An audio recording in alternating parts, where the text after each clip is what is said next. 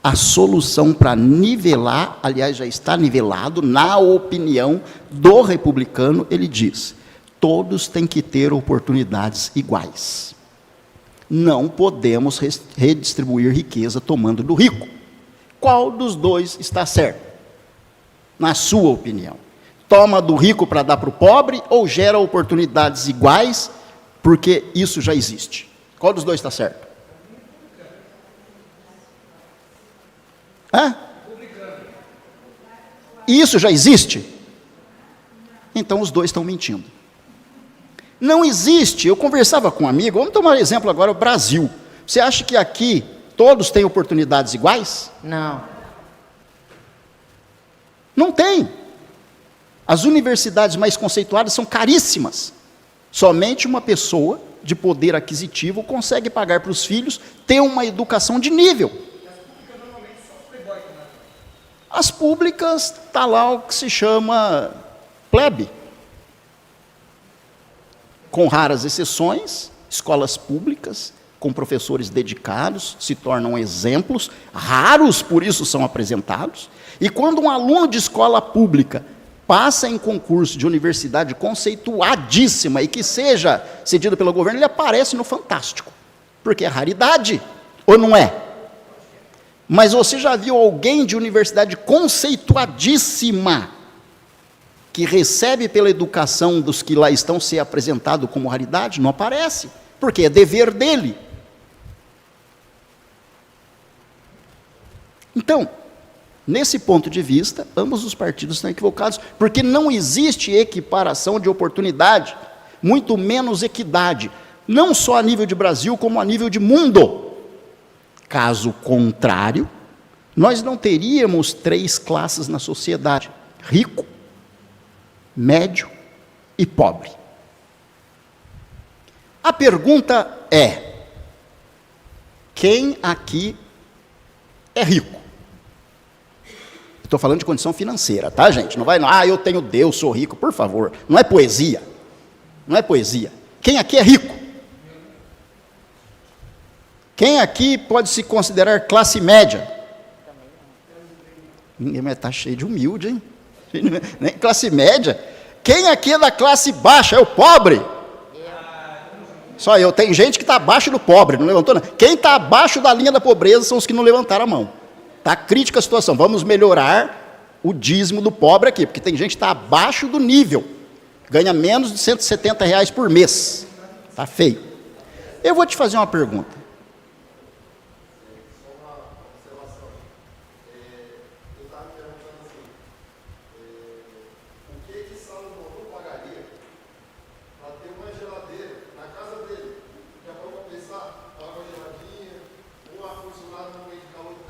Pois é. E às vezes, conceitos de pobreza e riqueza que estão relacionados a conforto, dentro desses contextos de diferentes sociedades, isso aí não para se considerar. Ele fica relativo. As coisas que um pobre tem hoje, salvam o geral. Exato, fica relativo, né? Agora, o que acontece? Deixa eu fazer uma pergunta para vocês, discordem aí os que quiserem. Todo mundo aqui é pobre, então, né? Pelo que eu vi, tudo pobre. Qual amigo rico que é seu amigo? Uma amiga rica, que você tem como amigo, você come na casa dele, vai lá, já jantou essa semana na casa dele, foi para restaurante chique, ele te levou para um resort, seus amigos ricos. Quem aqui tem amigo rico? E quem tem amigo pobre? Sabe por que isso? Pobre anda atrás de pobre. Se for mentira, vocês digam para mim, vocês acabaram de afirmar. Pobre vai na festa de aniversário de pobre. Pobre vai nos ambientes onde o pobre está. Pobre conversa com o pobre. Ou é mentira? Eu amo ser pobre. E quando o pobre vai num evento que tem um rico, a convite do rico, ele chega lá e fica. O que é aquela comida ali? Eu vou experimentar. E depois, na hora de sair, será que a senhora não tem um pratinho aí? Tem um pratinho para eu levar para casa? Senhor, e se não tem pratinho, o bolso sai engordurado. Com doce, com salgadinho e tudo. Porque pobre está acostumado a viver com pobre. Mas tem que ser assim? E por que acontece com a gente? Porque a sociedade te ensinou e você aprendeu, como natural. Você consegue ir na casa de um rico se portar tranquilamente, como se estivesse na casa de um pobre amigo teu? Tranquilamente, normal. Por que não consegue? Você é menos gente que ele? Não tem necessidades fisiológicas como ele tem? O que o organismo dele aproveita e ele expurga no banheiro, você também não expurgaria? Ou você torceria para ficar na sua barriga porque é uma comida que você nunca comeu? Quem é que se convida para ir na casa de um rico? E quando não é rico financeiramente, quem se atreve a conversar com um letrado? Com um dicionário ambulante? Com um homem estupendo na sua cultura? Normalmente, eu e você, eu não, mas vou me incluir para se sentir confortável, tem medo. Você vai falar com a pessoa, ele vai ver como é que eu falo. Ai, aqui nessa festa, só tem metido. Não é que é metido, se veste bem.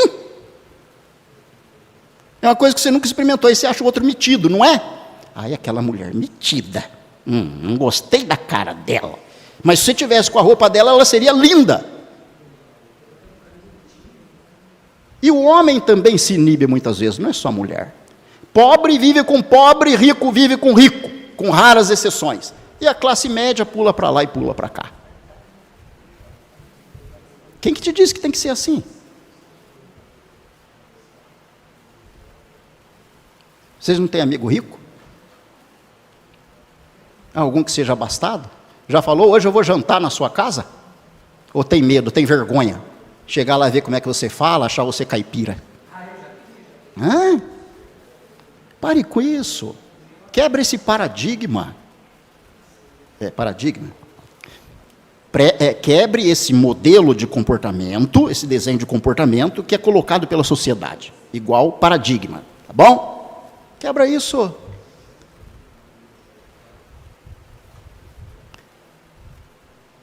Quebra isso. Eu frequentei poucas vezes casas de pessoas ricas. Isso foi normal para mim. Normal, falava, conversava, dava risada. Normal. Mas eu já vi muita gente que quando está na casa de rico, chega lá e fala, tem um emprego aí para mim? É convidado para comer e se oferece para ser empregado. Isso é pobre demais, gente.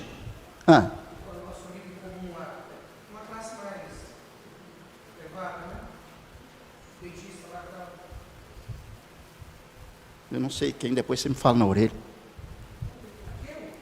Aquele.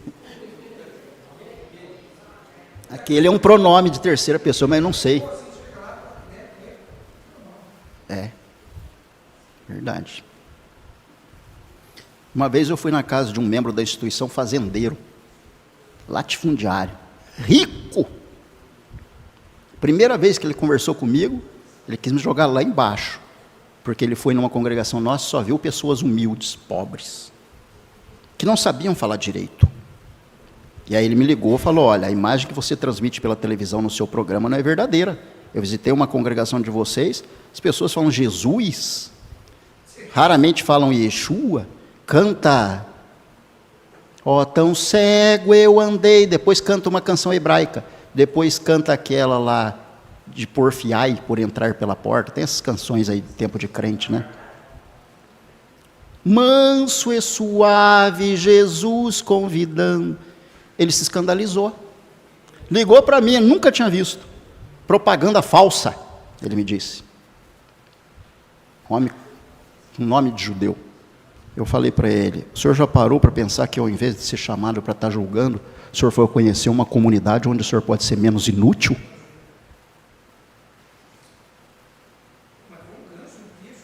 Aí ele ficou quieto. Passei um tempo, o senhor está ainda aí? Estou. Mudou. O senhor vai? Eu vou sempre. Na outra semana a sinagoga estava com lustre, tinha azulejo, tinha não sei o que, era só alegria no meio dos pobres. O ser humano precisa se encontrar, em especial você ou eu que se acha pequeno. Nós fomos nascidos do mesmo homem, vamos para o mesmo chão, viraremos mesmo pó, e teremos o mesmo privilégio de ressurreição para a vida, ou a má sorte da ressurreição para a condenação. Esta menina é pobre, o pai é pobre. Você acha que aqui você pensa daí, escravizou, vendeu como escrava. Antes de você pensar nos dias modernos e no navio negreiro africano, que é o que vem na sua mente, ou você como mulher com 10 pratos, aí sobra rapa, rapou tudo, o que sobra eu levo, nem que seja para o Rex. Desconstrói isso. Desconstrói.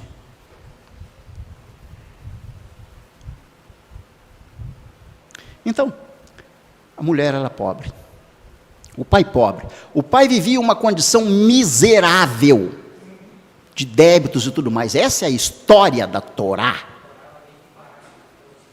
E aí o Eterno fala, entrega a sua filha para servir a um rico.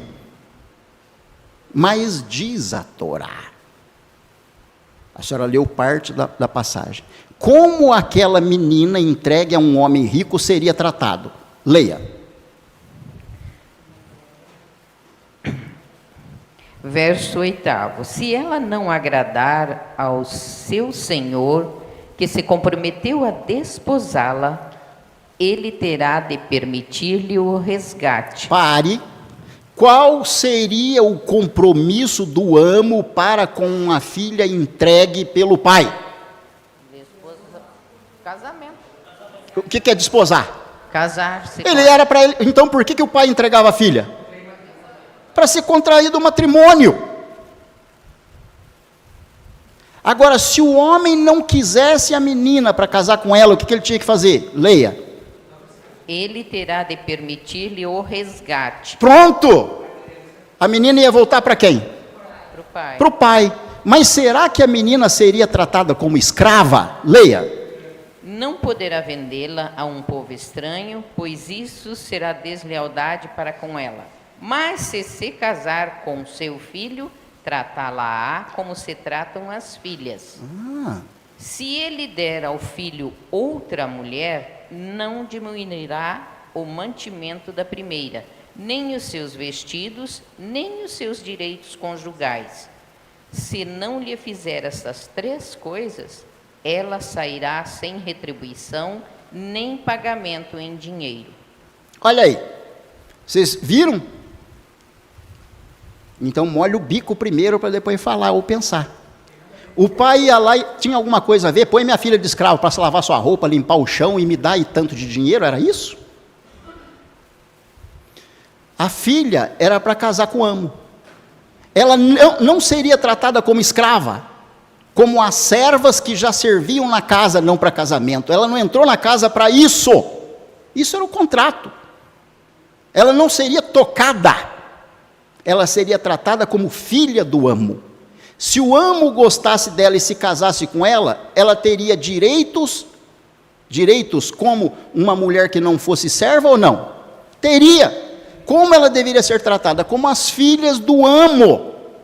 Mas se o amo não quisesse aquela mulher para casar, mas o filho dele quisesse, ela poderia casar com o filho? Poderia. E o filho tinha que tratar ela como? Tratá-la bem como esposa. Lê aí. Se ele der ao filho outra mulher, tratá-la como se tratam as filhas. Então como é que o rapaz tinha que tratar a esposa? Como uma filha, não, como irmã. As irmãs dele eram tratadas. Como irmã. Será que ele punha a irmã lá, varre o chão, carpe o quintal, agora faz meu almoço, é isso? Então quebra o paradigma de achar que a palavra eved, escravo, né? Bem, na oração da manhã, não me fizeste escravo, a gente não fala mais, escrava. Quebra esse paradigma e entra no contexto da Torá. Por que isso era permissível? Qual é a solução para gerar o equilíbrio nas sociedades que vivem no conceito econômico, uma discrepância de posicionamento, níveis diferentes, pobre sendo cada vez mais pobre, rico sendo cada vez mais rico? Você dá a sua filha para o rico para ele casar com ela. E aí você está preocupada com o bem-estar e desenvoltura da sua filha, tendo recursos através dos quais ela administre o lar, o crescimento dos próprios filhos, para que eles também não vivam na pobreza. É isso.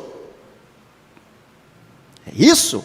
E se o jovem quisesse casar com outra mulher, ter mais uma, porque era permissível a poligamia? A mulher hoje já, olha, calma. Não, por favor, nível. Se ele falasse, vou casar com mais uma. Ao filho outra mulher, não diminuirá o mantimento da primeira, nem os seus vestidos, nem os seus direitos conjugais. Aí ele casou com outra mulher e tinha aquela primeira. Ele podia diminuir o direito da primeira? Não. Não podia. Ele podia dar um vestido melhor para outra. Chegou agora a estar, agora eu vou pôr de lado essa aqui que foi vendida. Ele podia fazer isso? Não podia. Então qual é o intuito de Deus numa visão ou prisma diferente que a gente tem que construir? Equilíbrio social. Morinho, mas você está dizendo que hoje eu tenho que vender minha filha como escrava? Por favor, entra na história aí, vai. Tá? Não estou dizendo para você fazer isso aí. Estou fazendo para você trabalhar um sentimento racional de equilíbrio e se embutir na história e entender o que Deus determinava, uma vez que você diz que a Torá não erra, e não erra mesmo. Então, parafraseando, então essa lei foi dada porque não estava havendo justiça social entre o povo. Pronto, então qual é o problema do pobre ser mais pobre, o rico ser mais rico? O problema é social. Não é tomar o dinheiro do rico, igual Robin Hood, e agora joga aí para os pobres. Você vai fazer os pobres mais ociosos. Se você tirar do rico ou de quem arrecada e distribuir para os pobres em termos de benefício, você faz o pobre incauto, dominado e mais pobre. Me diga se aqueles que recebem benefícios de uma suposta arrecadação, tá? Vamos dizer que foi a arrecadação do governo de um país X ou Y, nunca o Brasil, tá? O governo recebe recursos, taxam as empresas, as indústrias, o agronegócio, como agora é pretensão para acabar com tudo. Ao invés de incentivar o agronegócio, está querendo acabar com o financiamento do agronegócio, e a gente vai passar a comer grama. Escuta o que eu estou falando. Grilo, né? O grilo que está no arroz, né? Aí vamos taxar, aí o governo taxa, aí você é pobre, mas o governo precisa do seu apoio, aí o que ele te faz? Ele te dá aquele arroz, te dá aquele feijão, e com aquela força você vai estudar para deixar de ser incauto ou indouto e se torna um doutor. É assim? Ou isso gera um vício para que você aumente a sua família e para cada filho você tenha uma cesta básica? Me diga qual é a realidade. Então essa suposta misericórdia é um laço contra a ignorância. Contra a ignorância deste. De que forma contra? Como assim? Me diga dos que recebem, não generalizando, todos os benefícios e porventura venham a se acostumar com os benefícios, sem um preparo para o mercado de trabalho e uma desenvoltura de qualidade, quantos destes dizem, agora eu vou estudar porque eu quero ser doutor? Então esse ciclo se chama simbiose. O que é simbiose? Vamos lá, para as mulheres. Digo que eu nunca. Para o internauta, para as mulheres não. Internauta, o que é simbiose?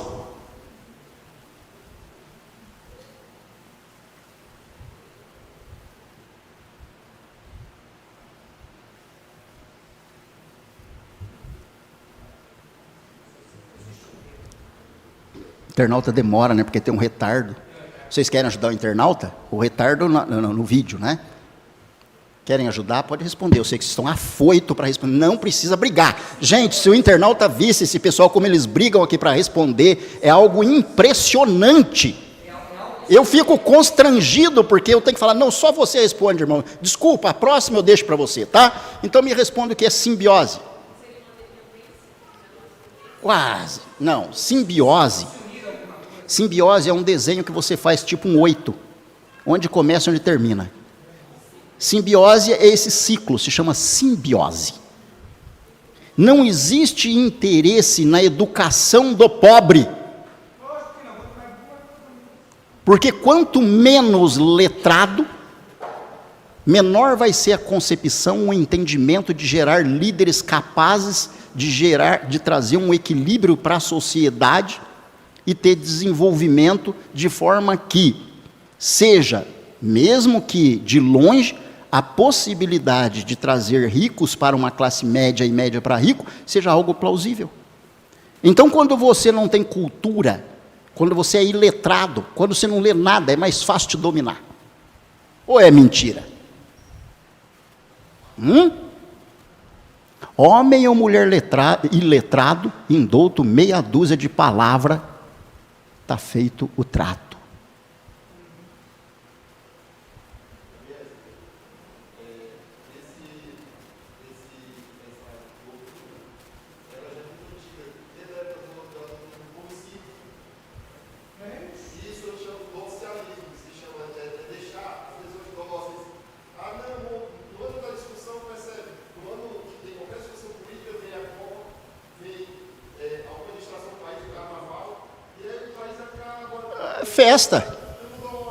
Festa, meu amigo.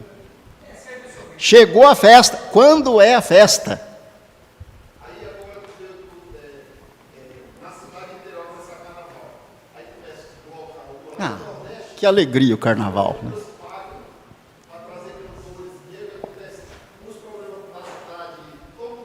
Não, e o cara que não tem dinheiro, arruma dinheiro para pagar o show. E 9 meses depois a sociedade está cheia de mais pobres.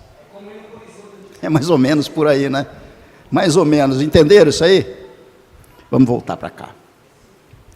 Então, por que os ricos enriquecem e os pobres empobrecem? Eu coloquei dessa forma. A resposta, quem sabe, seja a natureza social da humanidade. Normalmente, já disse para vocês, as pessoas pobres fazem amizades ou aproximação com pobre, rico com rico. Rico casa com rico e pobre casa com pobre, com rara exceção. Ou não é? Aí o pobre, no dia do casamento, gasta até o fígado. Fígado.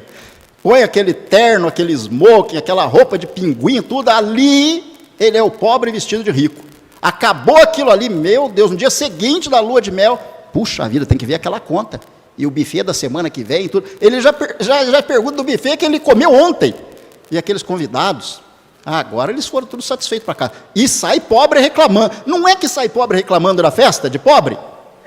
Estava quase bom. Sai com a barriga que está a barriga está os braços, a comida vai até por braço, igual um Popeye. Mas sai dali e reclama. O rico nunca fala isso. E o pobre sai dali e vai viver a lua de mel, no dia seguinte está preocupado com a conta. É triste. Triste isso aí. Então, a Torá, ela cria uma possibilidade chamada de, a Torá cria uma possibilidade chamada de servitude feminina, cria essa possibilidade numa instituição que, na verdade, é o oposto de servidão. Essa é a visão de Deus, é o oposto da servidão. Para trazer equalização na sistemática da sociedade. Essa é a minha frase. Então, quando você lê Mishpatim agora, não pense no contemporâneo, pense no equilíbrio social, na flexibilidade para que você alcance conduta que seja digna. Trabalhe essas perspectivas. O pai pode escolher uma família para introduzir sua filha e leva a expectativa de que, ao crescer, o mestre da casa vai se casar com ela, ou o filho do dono da casa vai se casar com ela. Ela não, e se ela, quando ela for sair, ela não sai como os servos. A esperança é do pai. Eu coloquei assim: ela viverá um caminho diferente que ocorre com as outras servas da casa, com as outras mulheres. Isso é o que pensava o pai. Ela sairá para casar.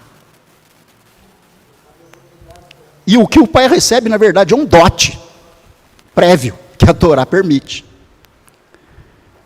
Ela terá o mesmo direito das filhas desse dono da casa. Ela se tornará igual a um da nobreza. Você acha que o sentimento do pai é de egoísmo pela filha? Então ela não é escrava, O pai entende como liberdade um conceito de uma sociedade igualitária, de equidade, de justiça aplicada para a distorção do que pensa que tem que roubar do rico para dar para o pobre, ou tem que dar oportunidade para o pobre, da mesma forma que dá para o rico. Isso é utópico, não existe e não vai existir antes de Yeshua. Esqueça! Esqueça que eu ou você vamos estudar numa universidade privada, cujo um curso de engenharia ou alguma coisa seja 5 mil, 10 mil reais por mês. Ou você pode? Bença, papai, se você pode. Não posso. Eu fiz uma faculdade estadual. E eu adorava comer naquele restaurante, que também era pobre. O prato de comida era 50 centavos. Eu jantava sempre lá porque pensava, economizei em casa. Aí vão me apregoar a fazer de forma pragmática esse ensino de direitos de igualdade social. Igualdade social que o mundo está buscando hoje não é esse nivelamento de sociedade ou esse equilíbrio, mas uma igualdade no termo de que homem é mulher, mulher é homem. E os dois nem sabem o que são.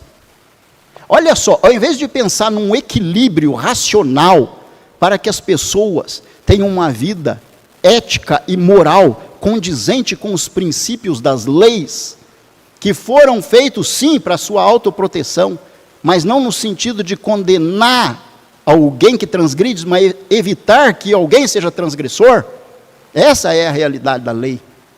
A lei não foi feita para te colocar na cadeia, a lei foi feita para que você não vá para a cadeia. E quando você vislumbra, ainda bem que tem lei, a justiça será praticada, normalmente, quando alguém pensa assim, está pensando no mal que o outro vai sofrer em consequência de um delito. Ou estou errado? Quando a pessoa fala assim, a justiça de Deus fará isso, eu acredito na justiça dos homens, ele está pensando em algo ruim que pode trazer um raso conforto à perda que ele teve, mas o outro tem que pagar. Então ele não entende de lei. Porque a lei não foi feita para o outro sofrer, foi feita para ninguém transgredir. Essa é a conduta da moralidade e do equilíbrio social. Mishpatim é para isso.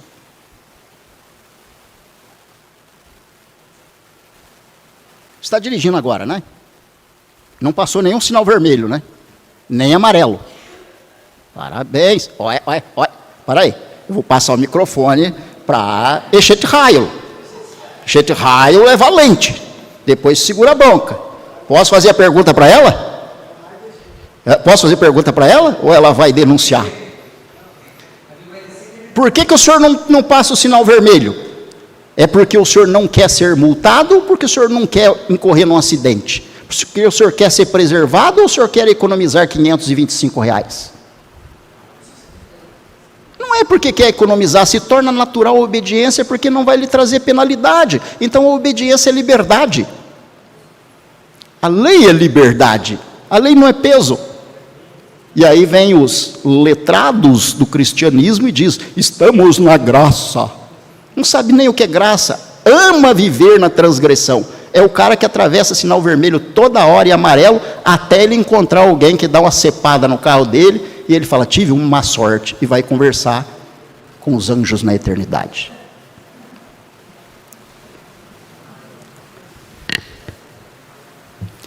A Torá reconhece o problema social e sabe que os direitos aos privilégios são desiguais.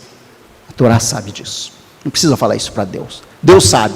Por isso que ele coloca dessa forma. E coloca, o homem vai entregar uma filha como escrava para desafiar você, para ver se você consegue ter uma mentalidade suficiente para entender o que Deus preconiza nas entrelinhas. Porque se você falar, poxa, vendeu como escrava, você está pronta para discutir com Deus. Mas se você procurar entender, Deus fala, esse aqui está procurando ser inteligente. Não é nécio, nem lunático. A Torá faz da suposta escravitude o termo real para igualdade e equidade. Então, encerrando, e à tarde a gente, olha, doutor Arão, olha só, vamos ter que resumir, enxugar a tarde para dividir em outras palestras, tá? Não vou passar tanto o conceito. Veja o que eu coloquei. Eu vou tratar alguma coisa sobre Yosef, Mashiach ben Yosef, dentro da lei e dentro da Mishpatim. Não perca, vocês vão se impressionar. Porque as leis são desenvolvidas com base na sua experiência de vida. Seu erro no casamento, seu erro financeiro, seu erro de transgressão, né? Seu suborno, ou meu suborno, juros, roubar a ovelha do vizinho, maltratar o boi do vizinho. Você acha que isso nunca aconteceu para que a lei viesse? Aí o Eterno viu, é assim que o homem está agindo, eu vou ter que escrever para ele entender como ele tem que agir. Mishpatim é para isso. Se não tivesse nada escrito, meu amigo, que ia ter de gente comendo boi do outro, eu vou dizer para você. Empurrando o jumento do outro no buraco de inveja, quebra a perna jumento, que é só o meu que vai arar. O vizinho vai comer terra. Estava assim, ó.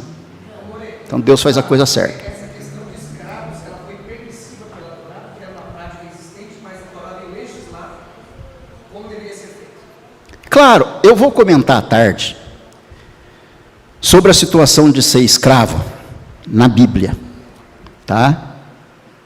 E eu vou fazer algumas citações dentro da Brit Hadashah, mostrando escravo que não é escravo e é descrito como escravo. Aí você fala, que interessante, a palavra escravo aparece, e isso não vem de algo, como eu poderia dizer, de conhecimento estéril, tá? Mas é, como eu diria, tem uma palavra lá, epistemológico. Epistemológico. O que é epistemológico? Vamos lá, para os homens aí. Não, essa ansiedade é que eu não gosto para responder. É muita gente ansiosa. Vou ajudar vocês para vocês não brigarem, a gente conservar a paz, né? Epistemologia é a teoria do conhecimento. É a doutrina do conhecimento. Então, a Torá, ela apresenta os textos que a gente não vai tratar agora, vamos tratar na palestra das 3 horas da tarde, falando a respeito do que seja um escravo. Uma coisinha que eu quero falar também, a respeito de pena capital, pena de morte, né? Quero falar alguma coisa sobre Shulchan Aruch, sobre Maimônides, tá bom? Tem coisas boas que eles escrevem, mas tem muita coisa ruim também. Tá? Então deixa que eu filtro isso para vocês. A responsabilidade é do Morê, tá? Não é sua não. Fique tranquilo. Tá? Vamos falar um pouquinho do Mishneh Torah. Vamos falar da pena capital. Se você permitiria, se você acha certo, se acha errado, eu quero saber. Aí você fala, não, eu acho errado. E se for sua filha que foi raptada, estuprada, aí você continua achando que é errado? Ou você continua achando que é certo? É errado para os outros, mas é certo para mim? Vamos tratar essas situações. E vamos ver o que a Torá fala em relação a ser escravo. Quando Shaul dizia que era escravo, quando Pedro dizia que era escravo, se esses foram bons servos ou se eles não foram. Se eles trazem bons exemplos ou se eles não trazem bons exemplos. E vamos falar seguramente, dentro daquele conceito que você me passou, Código Civil, tem penal, me passou um esboço ali, mas cada um é 10 palestras. Eu dei uma olhada ali e falei, não dá para falar de tudo isso. A gente vai escolher 1, 2 tópicos, tratar com relativa profundidade, esclarecer, abrir para as perguntas dos irmãos, uma vez que teremos a ilustre presença de um advogado ao meu lado, para o que me sinto honrado, e como um menor aprendiz, para aprender do ilustre, né, me sentirei feliz em estar ao seu lado e discutir os conceitos de direito civil, direito penal dentro da Torá. Certo? Vocês todos são convidados para estar conosco às 15 horas. Vamos falar um pouco sobre Pirkei Avot. O que Pirkei Avot diz a respeito do rico, diz a respeito do pobre, diz a respeito da justiça, né? Vamos falar um pouco de Pushká. O que é Pushká? Fusquinha? Não é Fusca, não. Pushká. Pushká. Pushká é o nome daquele cofrinho que você joga as moedinhas para dar para os pobres. É Pushká. Né? Vamos falar um pouco a respeito disso. Vamos falar das situações de justiça na Torá e principalmente a relação de Yosef com essa paraxá. Porque nessa paraxá está escrito que se um boi cair no buraco, ele deve ser resgatado.